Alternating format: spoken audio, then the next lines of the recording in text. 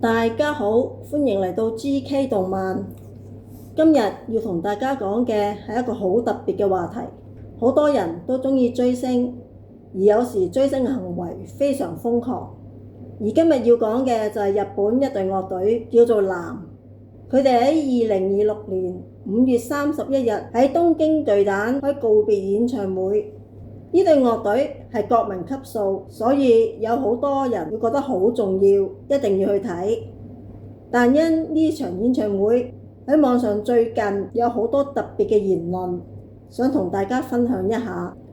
例如有一個男人，佢話自己嘅老婆個爸爸近期過咗身，咁啱嗰個日子就係5月31號，即係演唱會當日。咁個老婆會點做？難以置信就係佢老婆話要去睇演唱會，而佢爸爸嘅喪禮出席就得啦，守靈就交俾佢老公去做。老公聽到之後成個人呆咗，佢話完全無法理解點解有人可以將偶像睇得比家人重要，而且嗰個係佢爸爸。個男人話如果嗰個係男方嘅爸爸，即係佢老爺有事，佢唔去守靈還可以理解，但呢個係佢老婆嘅親爸爸，真係唔敢相信。言論喺網上一出，就有好多人支持佢老婆，明白同埋理解佢。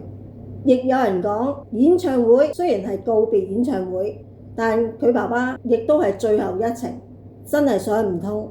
亦有其他網民講，如果網民佢自己最後一程，佢就唔會勉強仔女一定要出席佢嘅喪禮，由得仔女去追求自己嘅幸福同埋夢想，因為活着嘅人比較重要。亦有其他網民唔出席喪禮而去睇演唱會，個心會唔會唔安樂，過意唔去？日本網民分兩派，好多人都支持去睇演唱會。我聽到之後我都覺得好震驚。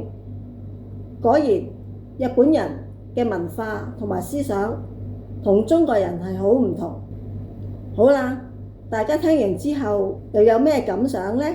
可以喺下低留言一下。今日就講到呢度，請大家俾個 like 同埋訂閱，多謝大家。